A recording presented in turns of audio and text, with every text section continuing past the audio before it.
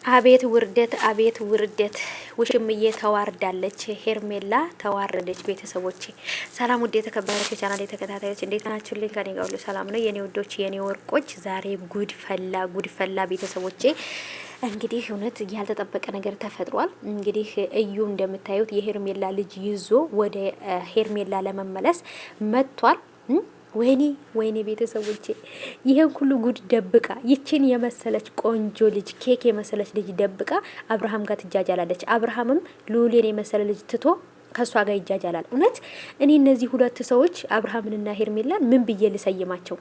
ይሁዳ ልበላቸው? ከሀዲ ልበላቸው? ምን ልበላቸው? እስኪ አሁን ማለት ምን የሚባል ነገር አለ? እሷም ባርዮ አስረግዟት ነው የፈታት ወይንም ደግሞ አስረግዞ ክዷት ነው ብላ ተናግራለች። እንግዲህ እህት ትሁን አክስት ትሁን አላቀላትም፣ ብቻ ግን የሄርሜላ ቤተሰብ ናት ልጅቷ ያለችባት ማለት ነው። እና እንደምታዩት እንግዲህ እዩ ልጅቷን አቅፏታል። በጣም ነው የምታምረው የኔ ቆንጆ። እናቷ ሄርሜላ እንደሆነች ነበር ስትናገር የነበረው። እና ወደ ሄርሜላ ወስድሻለሁ ሲላት እሺ ብላ ነበረ በቃ እንሂድ ያለችው እዩን። እዩም እንግዲህ ልጅቷን ይዞ ወደ ሄርሜላ ሊሄድ ነው። ሄርሜላ ምንድን ነው የምትለው? ልክ ወጣት ምን እንዳለች ታውቃላችሁ? የመጀመሪያ ጊዜ ነው ቀለበት ሲታሰርልኝ ነበር ያለችው አብርሃም ቀለበት ሲያስርላት። ደፋር አይናውጣ እንዴ! ኧረ ውሽምዬ ተይ፣ እፈሪ እፈሪ። የራስሽን ህይወት አበላሽተሽ እንደገና ደግሞ የሌሎችን ሴቶች ህይወት፣ በዛ ላይ ደግሞ ልጅ እያላት በሩታ ላይ እንደዚህ ማድረጓ የእውነት በጣም ነው የሚያሳዝነው።